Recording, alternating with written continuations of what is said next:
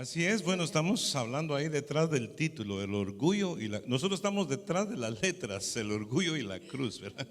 Y ahora sí aparecemos en escena acá y le damos gracias a Dios porque realmente este tema, aunque es un tema bastante controversial y no muy popular, pero es la clave de nuestra victoria, es la clave de caminar con Dios. Cuando tú vayas viendo los síntomas y... no, examinando las palabras en la etimología de las palabras es muy importante. A mí me gusta mucho buscar la raíz de las palabras, ¿no? La etimología es la ciencia que estudia el origen de las palabras. Y es bonito cuando uno estudia la Biblia siempre buscar, ¿no?, el significado o la raíz etimológica de tal palabra, ¿no? Y eso te da muchísima más información, ¿no? Profundidad acerca de las palabras. Muchas veces la gente busca el griego, busca el hebreo. Así es. En realidad, pues qué bueno, también pues hay cierta significancia en el hebreo, el griego, ¿verdad? Que son los idiomas en que fueron escritas la Biblia, ¿no? Antiguo Testamento en hebreo, el Nuevo en griego y se busca, ¿no? El verdadero significado de las palabras ayuda mucho. Pero como nosotros hablamos español, hay gente que inclusive usa otras versiones de la Biblia, ¿no? Una versión moderna, pero versión Reina Valera del 60, aunque el castellano es un poco antiguo, ¿verdad? Muchas personas no les gusta leerlo porque dice vosotros, si habéis, ¿verdad? La forma en que hablan los españoles, pero es la traducción más cercana al original bíblico que hay. Y porque las demás versiones siempre van perdiendo un poquito de del significado. Eso es muy, muy, muy importante. Entonces yo siempre aconsejo usar la etimología para ver la raíz de las palabras y aconsejo mucho un diccionario bíblico, un diccionario en español. Si no entiendes qué quiere decir una palabra, la buscas en español en el diccionario. Enriquece tu idioma y al mismo tiempo no dejas la versión de la Biblia que es la más aconsejable, ¿no? Porque aunque las demás suenen más modernas, pero siento que pierden mucho significado y no podemos perder significado de la palabra de Dios porque entonces básicamente pudiese ser que nos cambie hasta la doctrina. Por eso es bien importante en los estudios bíblicos muchas veces decir esto. Así es, y hoy vamos a ver el significado de la palabra orgullo, que es lo que dice el análisis del diccionario secular, pero también vamos a ver qué es lo que dice la Biblia acerca de esa palabra. Mira, en el diccionario encontramos que el orgullo justifica los errores y equivocaciones para proteger el yo. Una señal de fuerza y nobleza es reconocer que somos humanos y que cometemos errores, pero una persona orgullosa es débil y necesita vendificarse a sí mismo, que eso significa vengar o reclamar justicia. Y quiere tener siempre la última palabra. La palabra vindicación, sí, ¿verdad? significa vengar o reclamar justicia. Inclusive vindicación también significa venganza, ¿no? Así a veces es. Cuando alguien nos pega en el ego, nosotros nos queremos defender, ¿verdad? Es que nos queremos vengar de la ofensa que nos hicieron porque nos dijeron o nos llamaron la atención o nos corrigieron en algo y cogemos ira, ¿no? Es la primer manifestación del orgullo, ¿no? Así es. Perdona pastora, diga esto, cuando estaba orando Dios me dijo, antes que se me olvide, que el orgullo también tiene que ver con la religión, ¿verdad? La religión es violenta en su máxima expresión, ¿verdad? Tú sabes que todos los acontecimientos terroristas que nosotros hemos visto en los últimos tiempos tienen que ver con la religión, porque la religión es violenta y está basada en el orgullo de que yo tengo la razón, ¿verdad? El orgullo es antagónico, le gusta discutir, le gusta presentar argumentos y ganar. O sea, pues que es bien complejo cuando uno maneja, cuando uno está, ¿verdad?, en este pecado, es complejo. Así es. El orgullo es uno de los factores que más contribuye a los desórdenes mentales y emocionales. El orgullo atormenta y destroza al hombre, consume y vacía su alma y cuerpo de toda energía. El orgullo está distorsionado mental y emocionalmente, o sea que el orgullo te enferma, el orgullo te abate, no solamente físicamente, sino emocionalmente. El orgullo se resiente ante la corrección o la sugerencia con la actitud de yo sé lo que estoy haciendo, nadie me tiene que decir lo que debo hacer.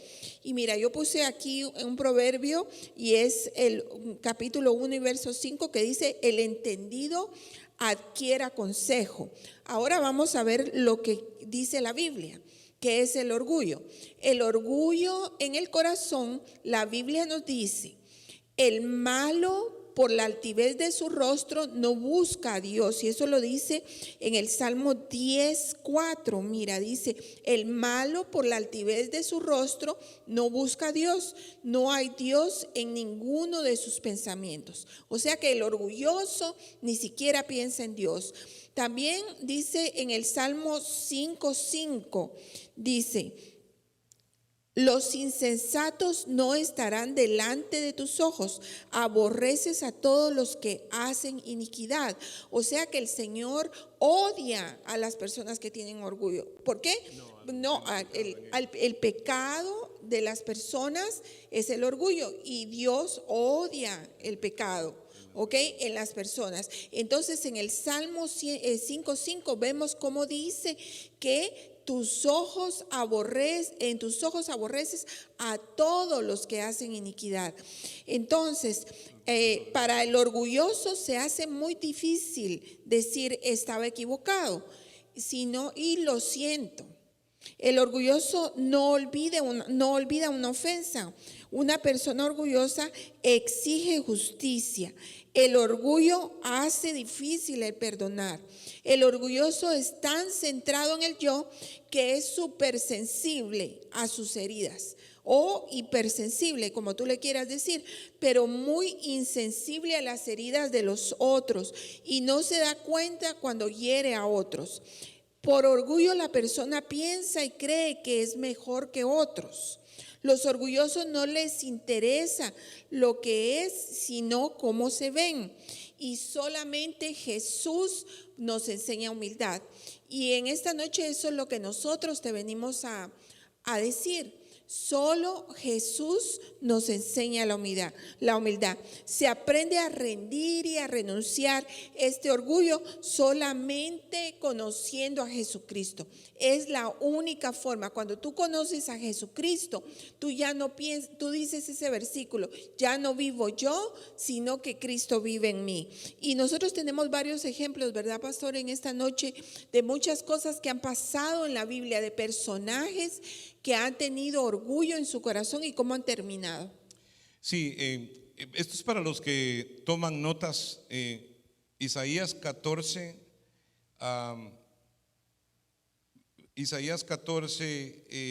verso 13, habla directamente acerca del ser. Estoy hablando de Satanás, que fue el primer ser donde se encontró este pecado, ¿verdad? Acuérdate que el primero que tuvo este pecado fue Satanás.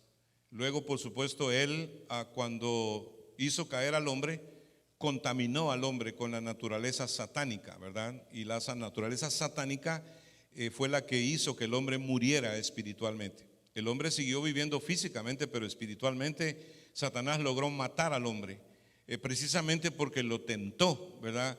Con el orgullo, ¿verdad? Ya todos acordamos de la famosa ofrecimiento, dice, no moriréis, sino que seréis como dioses y conoceréis el bien y el mal.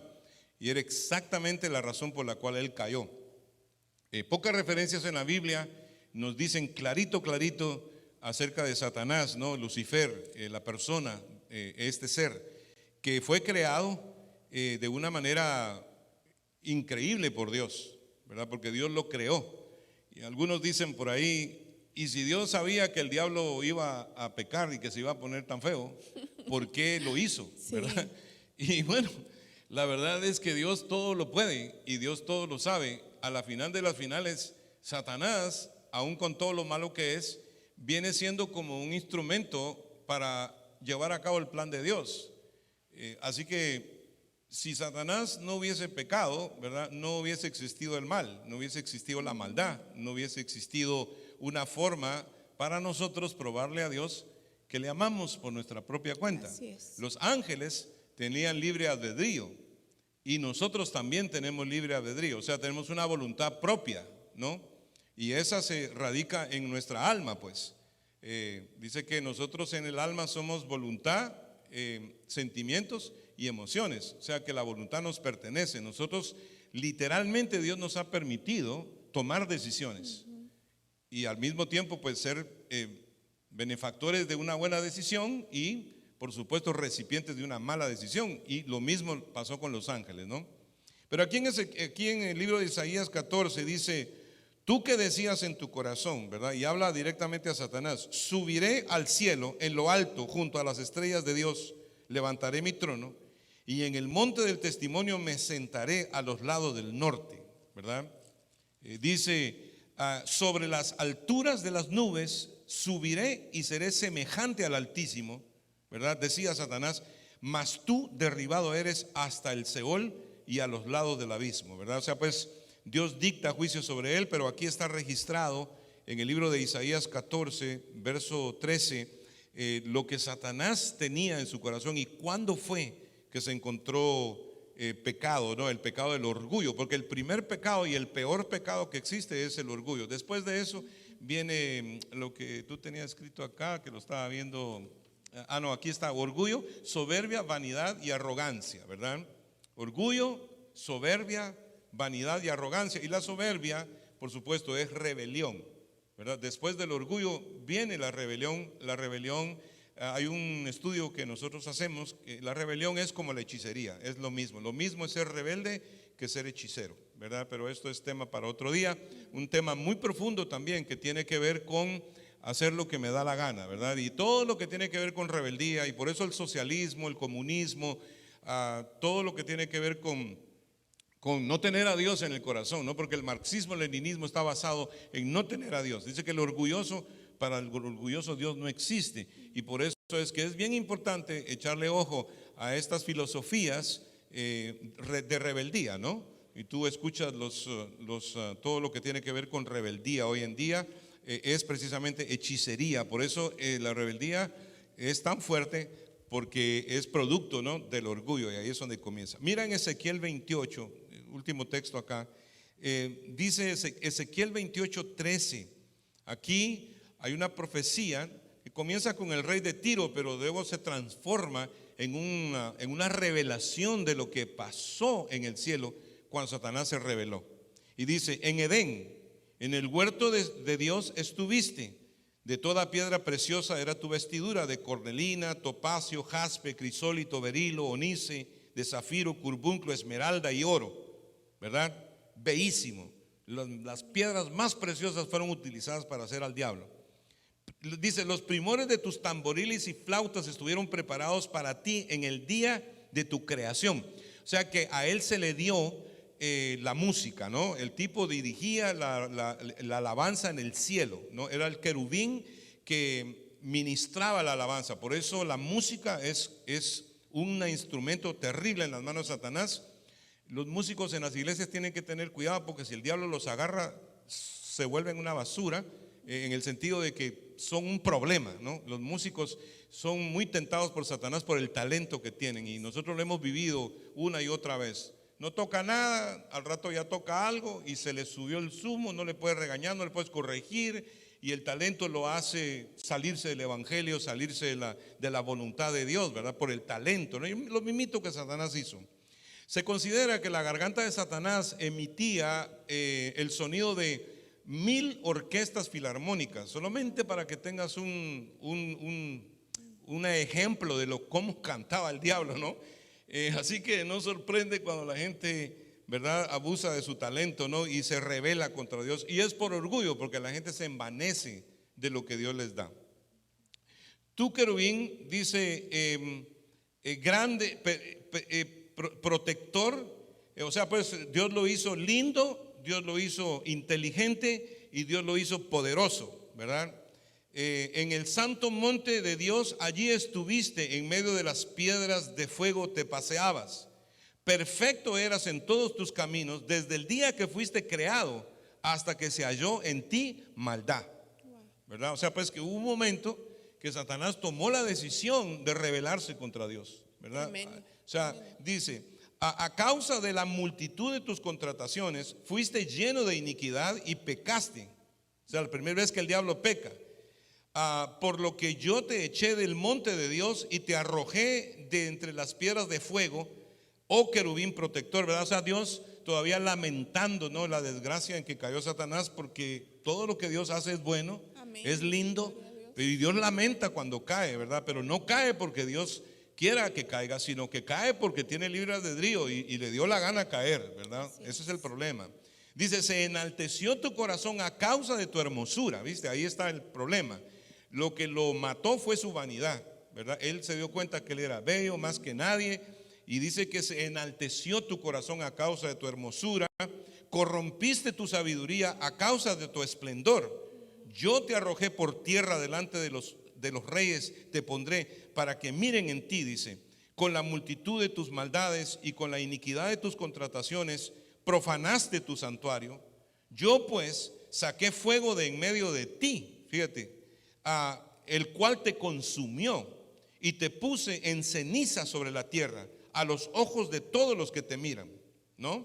Todos los que te conocieron de entre los pueblos se maravillarán sobre ti, ¿verdad? O sea, pues que la creación entera quedó espantada de lo que le pasó al diablo, ¿no? Porque Dios lo llamó a juicio y Dios lo echó. Ustedes bien saben que él se atrevió a convencer la tercera parte de los ángeles del cielo, se rebelaron también contra Dios por este ser, ¿verdad? Y lo cual hoy constituye los ejércitos de los demonios que están ahora mismo sobre toda la tierra. Y yo quiero que tú sepas que aquí hay encerrada una gran enseñanza acerca de un diluvio preadámico, ¿no? Porque aquí está hablando de naciones, está hablando de seres. Aquí nos está revelando que antes de Génesis 1, después de Génesis 1, donde dice que en el principio creó Dios los cielos y la tierra, pero la tierra estaba desordenada y vacía, se cree que fue desordenada y vacía porque hubo una rebelión que destruyó parte de la creación de Dios, algo por el estilo, ¿no? Y después vino la creación del hombre. Pero dice acá, y aquí está el primer Halloween para mí, pues, dice, espanto serás y para siempre dejarás de ser, ¿verdad? Ahí Dios dictó juicio sobre él. Básicamente no tiene salvación, no hay redención para los ángeles caídos ni para Satanás. Su orgullo lo llevó hasta lo peor, ¿verdad? Básicamente trató de engañar al hombre, pero Dios en su amor infinito por nosotros escogió salvarnos. Él mismo vino para sacarnos de las garras de Satanás. Pues eso es el problema, que nosotros, hermanos, somos hijos de Dios. Cristo nos redimió, Cristo nos limpió. Hay que tener cuidado porque el diablo, obviamente, por lo que acabamos de leer, odia a Dios, no respeta a Dios. Y tampoco te respeta a ti, ni te quiere a ti tampoco, ¿verdad? Tú eres hijo de Dios. Entonces, ese es el enemigo que nosotros tenemos, ¿verdad? Y obviamente es un enemigo inteligente, poderoso, ¿verdad? Y él no es el diablito ese que pintan ahí de calzoncillo rojo, con cachito, con cuernos y un tridente. No, no, no. El diablo es, él se dice, y se llama Lucifer, y todavía puede aparecer como ángel de luz, ¿verdad? Y puede aparecer en personas, ¿verdad? Puede manifestarse en personas como lo hizo en la vida de Judas. Jesús le dio permiso porque Judas lo quiso, pues, ¿no? Entonces aquí es donde está el problema. Nosotros los seres humanos, los hijos de Dios, tenemos que tomar mucho caso en este estudio, porque los demonios son inteligentes. De hecho, ya me caigo acá para que la pastora continúe el estudio. Demonio significa inteligencia. Es una palabra griega. En el inglés significa a knowing one, o sea, un ser inteligente. O sea que cuando te dicen demonio, no te están ofendiendo mucho, te están diciendo que eres inteligente, porque un demonio es una inteligencia, ¿no? Y por eso es que es bien difícil combatir los demonios y es bien difícil combatir a Satanás. Si no tuviéramos a Cristo, fuera imposible. Así que ahí más o menos está el cuadro, ¿no? De dónde viene el orgullo y por qué nosotros no podemos manejar ese tipo de pecado. El primer ser que tuvo orgullo fue Satanás, así que este es el primer ejemplo de la Biblia, y el segundo es el ejemplo de Saúl y David, y los dos tuvieron orgullo en su corazón, pero hay una diferencia entre los dos, ¿verdad? Sí, uno de los ejemplos más claros de esto, y lo escogimos con mi esposo hoy en la mañana cuando estábamos orando, es el rey Saúl, ¿no? Como tú leíste en el principio, ¿verdad? El orgulloso prefiere quedar bien, ¿verdad? Y no hacer bien. Y no ¿verdad? ser bien. Y David, por ejemplo, cayó en un pecado muy serio. David fue un hombre que primero adulteró, después mintió y después asesinó, ¿verdad? Y no fue sino que por la misericordia de Dios fue confrontado por un profeta, y cuando el profeta lo confrontó se vio, ¿verdad? Porque Dios todo lo conoce, Dios todo lo saca a la luz. Amén. Hermanos, miren, no hay nada secreto que no haya de saberse. Y esa es una de las cosas que hay que tener cuidado, porque uno piensa que uno engaña a todo el mundo, ¿verdad? Pero a Dios nadie lo engaña.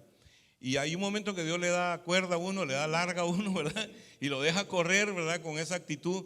Pero hay un momento que Dios te confronta y Dios te llama a cuentas, ¿verdad? Y vas a tener que tomar una determinación. Yo voy a tener que tomar determinaciones. De hecho, cuando conversamos, ¿verdad? Nos damos cuenta que nosotros necesitamos tanto de Dios como ustedes, hermanos. Nosotros no estamos aquí para enseñarle a ustedes bajo ningún punto de vista a hacer lo que Cristo quiere que seamos, ¿no? Que es ser una persona humilde, ¿no? Humilde significa trasladarle la gloria a otra persona, ¿verdad? Eso es lo que significa humildad. Pero el orgulloso no puede hacer eso, porque no le deja la fuerza diabólica que le maneja, ¿no? Entonces, el punto claro es este, ¿no? Que Saúl comenzó bien, pero cuando ya se volvió rey y vio que podía gobernar, entonces comenzó a violar la ley de Dios. Por ejemplo, él inclusive quería ofrecer sacrificio, ¿no? Que solo le pertenecía a esa autoridad al sacerdote. Él solamente era rey, ¿no? El sacerdote era el único que podía ofrecer sacrificio, pero Saúl no. Saúl, él pensaba que él mandaba y que él... Por su orgullo. Sí, y se le subieron los humos, como se dice, y básicamente Dios trató y trató con él, pero no se pudo, ¿verdad? No así David. David, cuando Dios lo confrontó, él se arrepintió. Así es. El único problema de Saúl, el único y el peor problema que puede tener uno, es que cuando a uno lo confrontan, uno no se arrepiente, ¿verdad? Uno no cede, sino que uno se mantiene en su posición, ¿verdad? Y lo peor fue que se suicidó después de consultar una bruja. Correcto. Y sí. eso lo llevó al orgullo a Saúl. Y la diferencia, como tú dices, de David es que él se arrepintió y pidió perdón. Ajá. Y eso lo podemos ver en el Salmo 51, donde David pide perdón. Ajá. Amén, gloria a Dios. Y también tenemos otro ejemplo, el ejemplo de Juan el Bautista. Él tuvo la oportunidad de quedarse en el ministerio que Dios le había dado, porque Jesús dijo que el ministerio de Juan era el mayor en toda la Biblia, y eso lo vemos en Mateo 11:11, que dice aquí: de cierto os digo, entre los que nacen de mujer no se ha levantado otro mayor que Juan el Bautista, pero el más pequeño en el reino de los cielos mayor es que él. Mayor es que él, ¿va? O sea, esa es una revelación increíble ahí, porque, o sea, ya en Cristo, ¿verdad? Cada uno de nosotros que ha recibido a Cristo, ¿verdad? Dice la Biblia ahí que es mayor que Juan, ¿verdad? Es una cosa, una paradoja increíble, ¿no? O sea, ¿por qué manejar arrogancia y soberbia y vanidad cuando nos damos cuenta que nosotros no nos merecemos nada?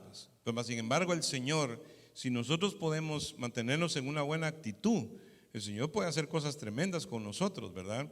Pero dice que antes del quebrantamiento viene la soberbia, ¿verdad? Y por eso a veces uno tiene que ser quebrantado por la soberbia, por la arrogancia, ¿verdad? Ese pecado es un pecado que trae juicio casi inmediato. La Biblia dice que Dios resiste al soberbio, pero que da gracia al humilde, que el que se humilla será exaltado, pero el que se exalta será humillado, ¿no? Y a veces en las conversaciones nosotros tenemos mucha la palabra yo, ¿verdad?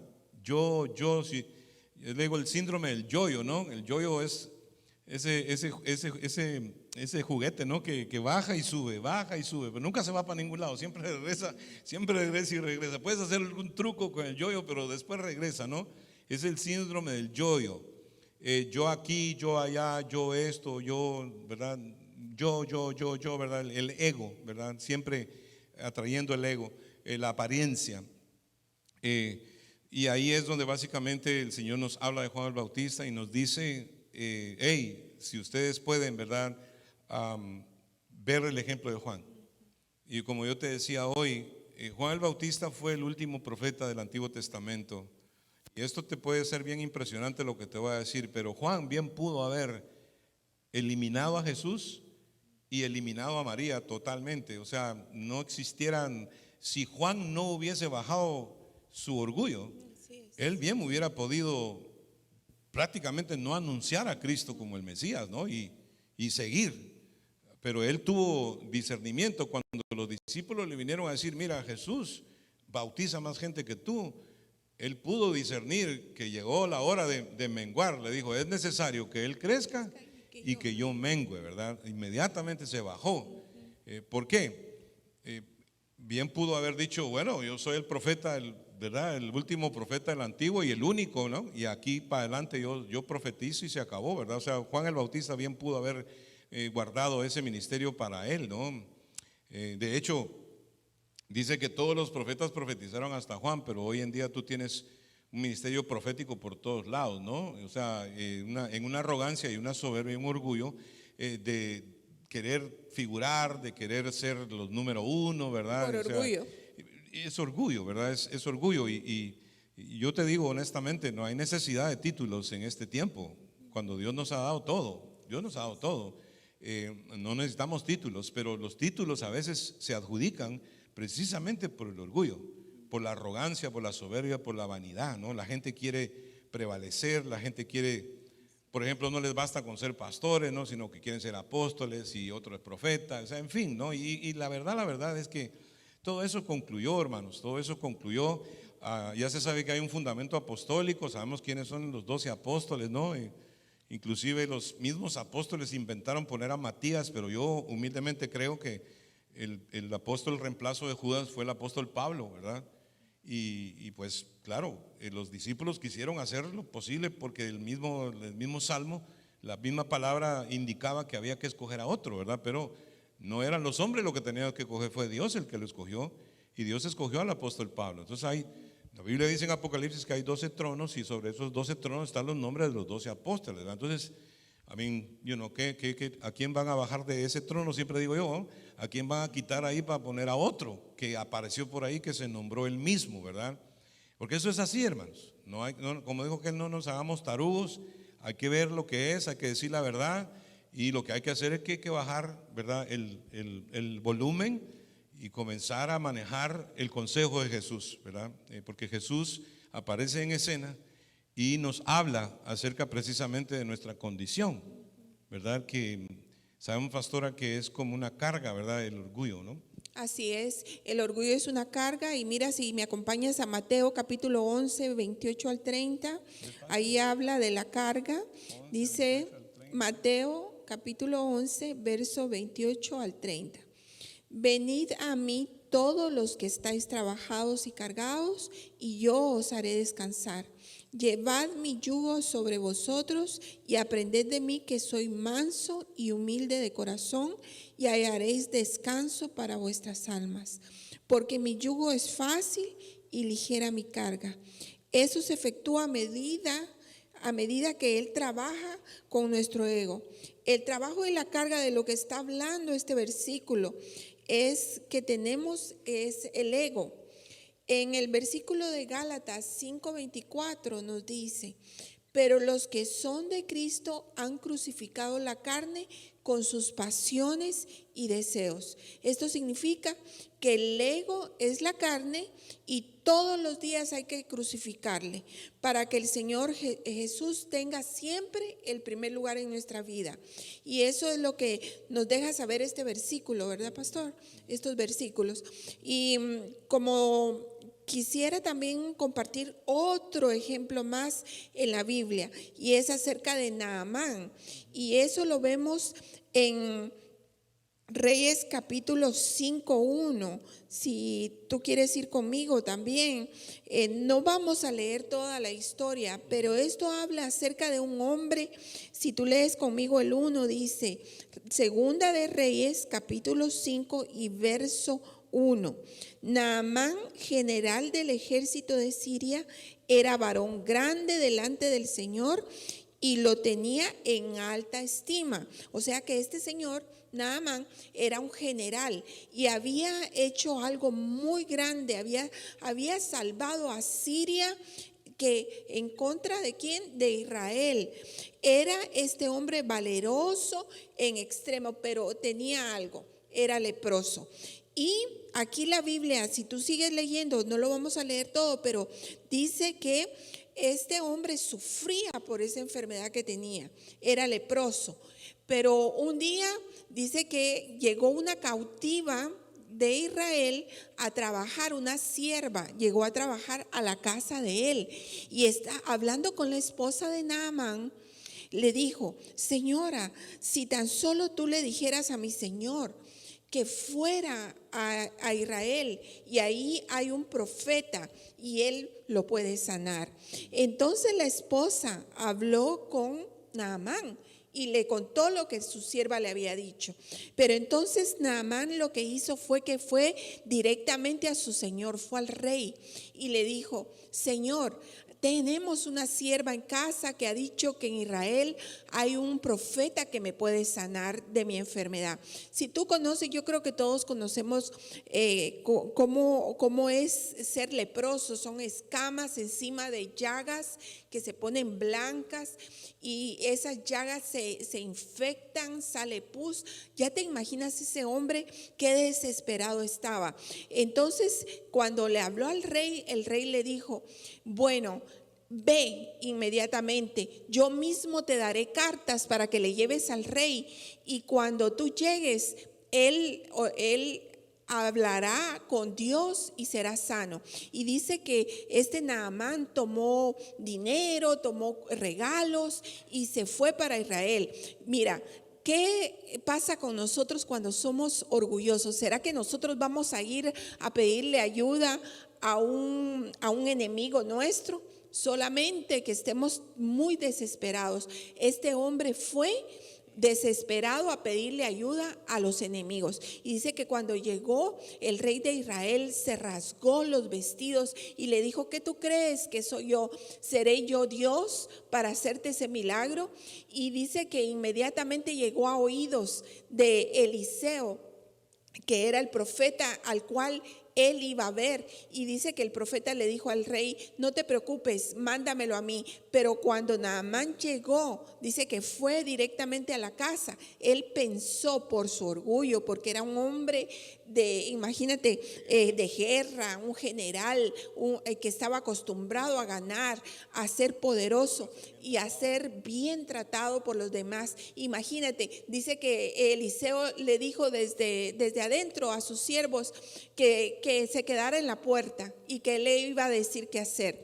Él lo que esperaba era que Eliseo llegara, lo pasara adelante, lo tratara como él quería por su orgullo y que le pusiera manos y que fuera sano. Pero no, Eliseo le pidió que fuera al río Jordán y que se sumergiera 7 veces en el río.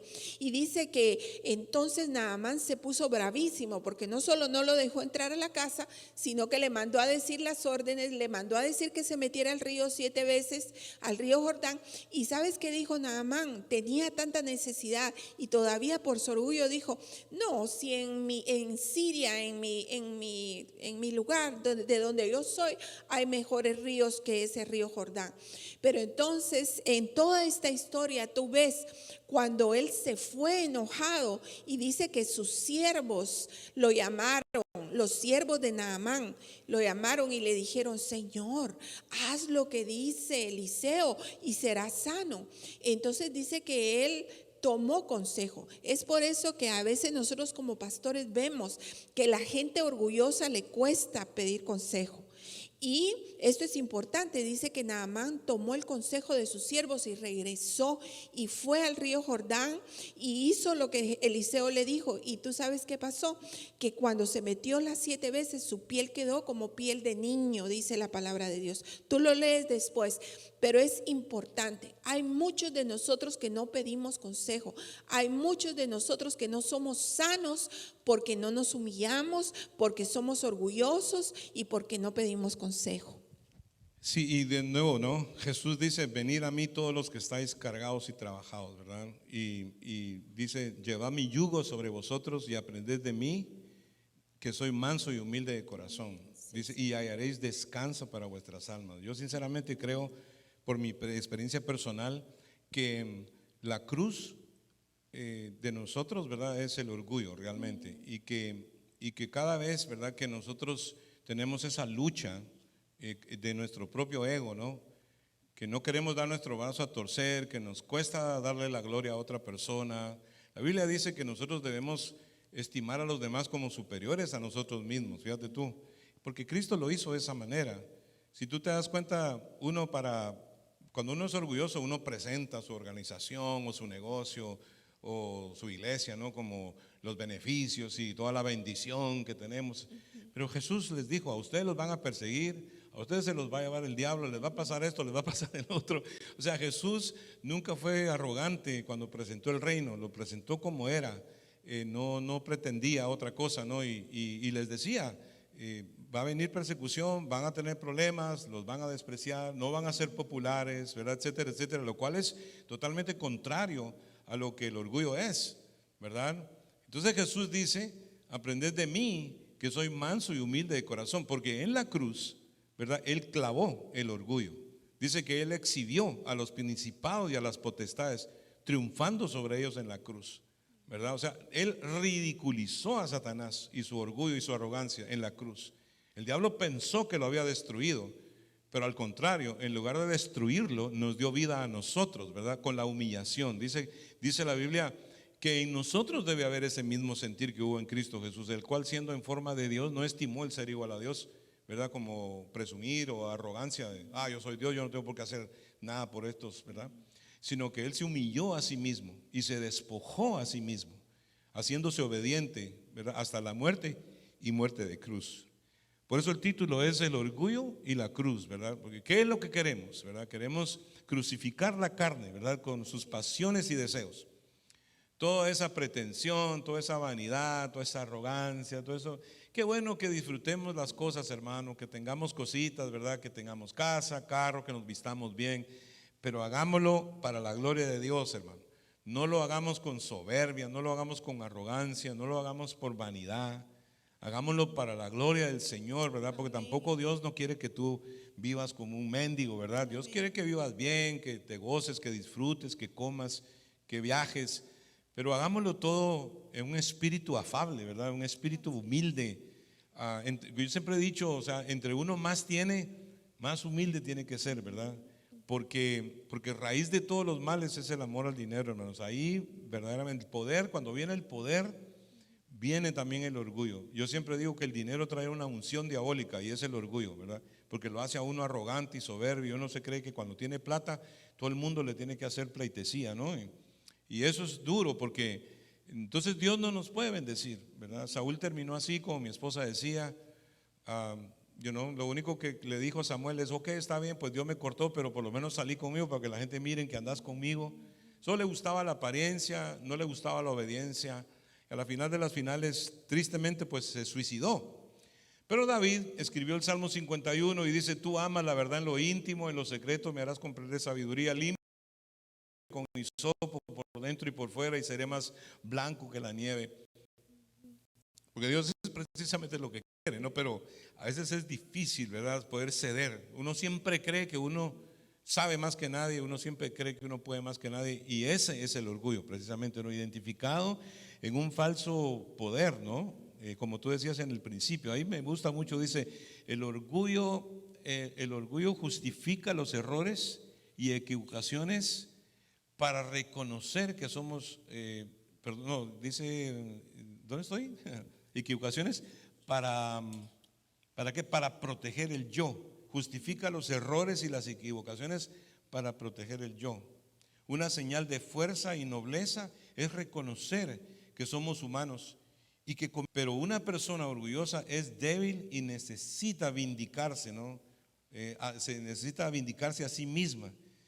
Significa vengar o reclamar justicia y quiere tener siempre la última palabra, ¿verdad? Es una lucha que tenemos constante y por eso si vemos alrededor vamos a ver eso, pero también si echamos una mirada introspectiva, ¿no? Adentro de nuestro corazón nos vamos a dar cuenta que también, ¿verdad? Hay una lucha, ¿verdad? Y es precisamente que cada día, como tú decías, cada día tenemos que crucificar, ¿verdad? La carne con sus pasiones y deseos. Y mira qué lindo cada historia que estamos contando, tú la de Saúl, la de David, la de Juan el Bautista, yo la que te estoy contando de Naamán el leproso.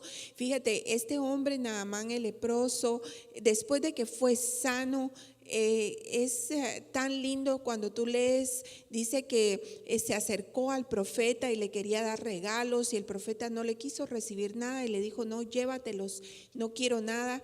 Pero entonces él le dijo que ya no se iba a arrodillar delante de los dioses paganos, sino que iba a adorar a su Dios, al Dios de Israel.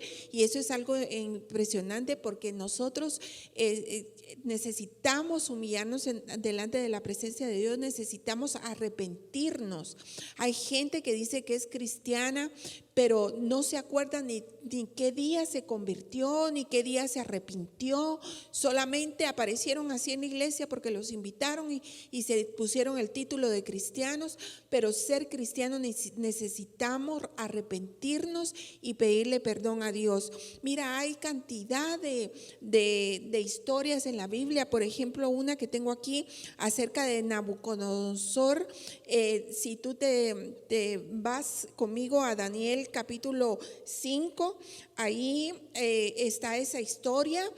Habla no de Nabucodonosor, sino del hijo de él. En el verso 1 dice: el rey Belsasar hizo una gran banquete con 1000 príncipes y en presencia de 1000 bebía su vino. Pero quiero hablarte de que Nabucodonosor padecía de orgullo y luego el hijo quedó heredando ese mismo orgullo. Y dice que ese día tenía una gran fiesta y cuando de repente él se le ocurrió que trajeran los vasos de oro que su padre Nabucodonosor había traído del templo. Imagínate, del templo de Jerusalén. Y eso era algo sagrado. Entonces trajeron para beber con las concubinas, con las mujeres. Y fue algo que a Dios no le agradó. Entonces dice que en medio de toda la fiesta apareció un dedo escribiendo y este hombre, Belsasar, que era el hijo de Nabucodonosor, que en ese tiempo era rey, dice que se asustó, se puso pálido y sentía desmayarse, se puso enfermo cuando ese dedo empezó a escribir y mandó a llamar a magos, mandó a llamar a brujos para que le dijeran qué era lo que estaba escribiendo en la pared. Pero dice que su esposa le dijo que había un profeta, el cual había sido profeta de su padre, que era Daniel, y que lo mandaran a llamar, y lo mandó a llamar, y dice que el profeta le dijo, le tradujo lo que el dedo había escrito, y el dedo lo que estaba escribiendo era que en ese momento dice, tu reino hay en tu reino, no, perdón, dice más cuando el corazón, mira, esto es importante, y tu hijo Belsasar no te has humillado de corazón, sabiendo todo esto, sino que te pusiste contra el Señor y contra el cielo. Y dice que en esa escritura le estaba diciendo Dios que ese era el último día de su reinado. Y dice que este hombre, después de haber oído todo eso, esa misma noche cayó muerto.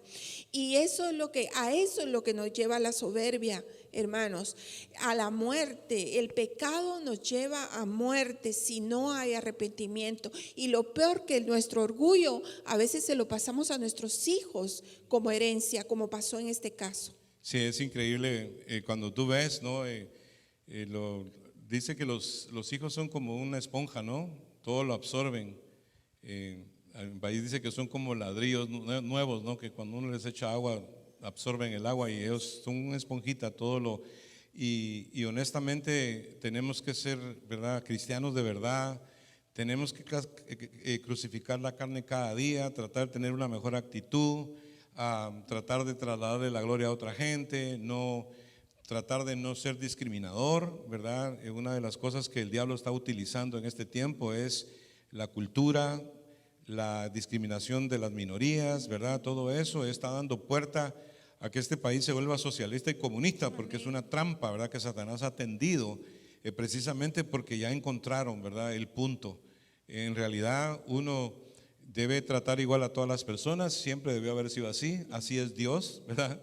Dios no hace acepción de persona, Dios a todos nos ama por igual y nosotros los cristianos debemos ser igual también, tenemos que tratar de proceder, ¿verdad?, con esa humildad, porque Dios quiere que podamos aprender de Jesús, ¿verdad?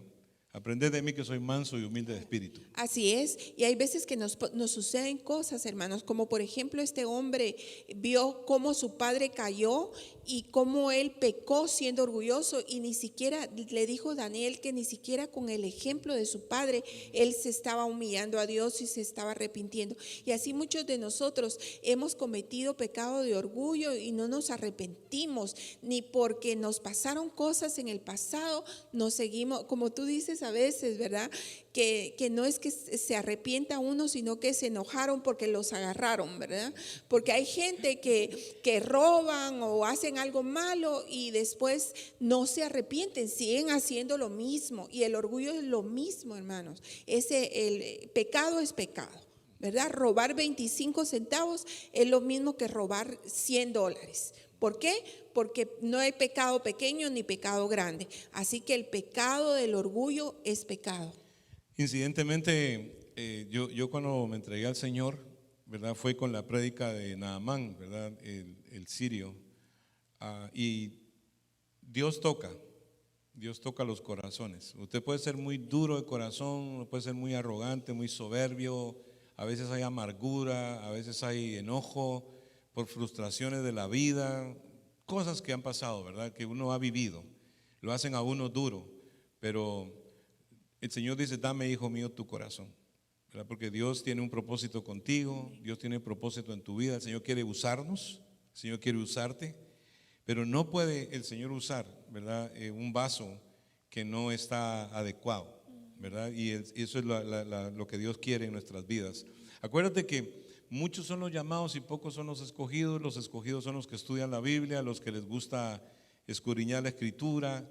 Los llamados son varios y no les gusta leer la Biblia, no les gusta orar, les gusta solo el show, les gusta solo la parranda, la pompa, y por eso es que pues la gente va a lugares donde hay mucha bulla, donde hay mucha cosa pasando, pero a veces le cuesta a las personas estudiar la Biblia y buscar los puntos claves y decir: aquí Dios me habló, ¿verdad? Dios me habló, y hoy es precisamente ese momento en que Dios te habla a tu corazón, que tú puedas decir: wow, Señor, yo quiero esta palabra, no porque el pastor me dé ejemplo, ¿no? La Biblia dice que ustedes pueden ser imitadores de los pastores, ¿verdad? Imitar su fe, ¿no?, el ejemplo nuestro. Pero si nosotros te fallamos, dice que Jesucristo es el mismo ayer, hoy, por los siglos de los siglos. O sea que Él, aunque nosotros cambiemos, Él no cambia, ¿verdad? Los seres humanos podrán cambiar, pero Jesucristo no cambia. Él es el mismo ayer, hoy y por los siglos de los siglos. Es un gran alivio que el Señor no se puso creído solamente porque resucitó de los muertos, sino que está sentado a la diestra de Dios Padre Todopoderoso y es tu intercesor. Él literalmente todos los días menciona tu nombre delante de Dios. Y Él está pidiéndole al Señor, ¿verdad?, misericordia por nosotros, que su gracia nos alcance y que finalmente podamos arrepentirnos, ¿verdad? Podemos decir, rendirnos, ¿verdad? No hay nada más rico que rendirse a Dios. Uno llora mucho, uno suelta todo, y por eso dice: mi yugo es fácil y ligera mi carga. Venid a mí todos los que estáis trabajados y cargados, yo os haré descansar, ¿verdad? Aprended de mí, dice el Señor Jesús, que soy manso y humilde de corazón, y hallaréis descanso para vuestras almas. Humilde quiere decir trasladar la gloria a otro, y manso es un poder controlado, ¿verdad? O sea, pues que el manso no es menso, el manso es manso y tiene un poder, sustenta el poder porque no se enoja, ¿verdad? No se pone rebelde, sino que es manso, ¿verdad? Y es un poder controlado, ¿verdad? O sea, pues es una cosa maravillosa. Es precisamente lo que Jesús hizo en la cruz y venció contra el odio que Satanás tenía hacia Dios y hacia nosotros. Amén, hermanos. Así que esta noche podemos orar. Donde quiera que estés, dile: Señor Jesús, en esta noche yo reconozco, Señor, mi actitud no es la perfecta, la correcta delante de ti. Yo te recibo en mi corazón como mi Salvador personal, y prometo servirte y seguirte, Señor. Dile, Señor Jesús, quiero ser como tú, quiero aprender a ser como tú. En este momento, Padre, te entrego mi corazón, te entrego mi vida y te doy gracias por la palabra. En el nombre de Jesús, amén.